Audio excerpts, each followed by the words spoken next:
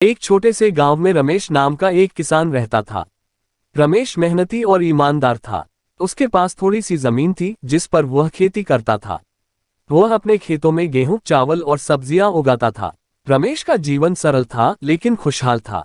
वह सुबह जल्दी उठकर खेतों में काम करता, फिर दिन भर फसल की देखभाल करता। उसकी मेहनत से खेतों में अच्छी फसल होती थी, जिससे वह अपने परिवार का पालन पोषण करता था। एक साल गांव में सूखा पड़ गया। बारिश नहीं होने से फसल बर्बाद हो गई। रमेश बहुत चिंतित हो गया क्योंकि उसकी साल भर की मेहनत बेकार हो गई थी।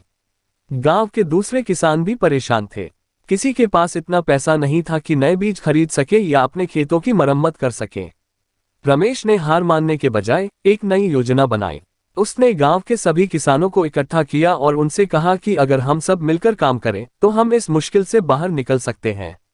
सबने उसकी बात मानी और मिलकर काम करने का फैसला किया।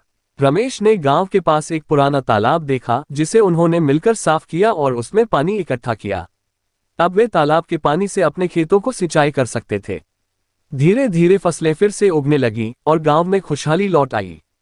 रमेश की सूझबूझ और मेहनत के कारण न सिर्फ उसका परिवार बल्कि पूरा गांव संकट से उबर पाया। उसकी कहानी आज भी गांव में एक मिसाल के तौर पर सुनाई जाती है कि मिलजुल कर काम करने से बड़ी समस्या हल की जा सकती है।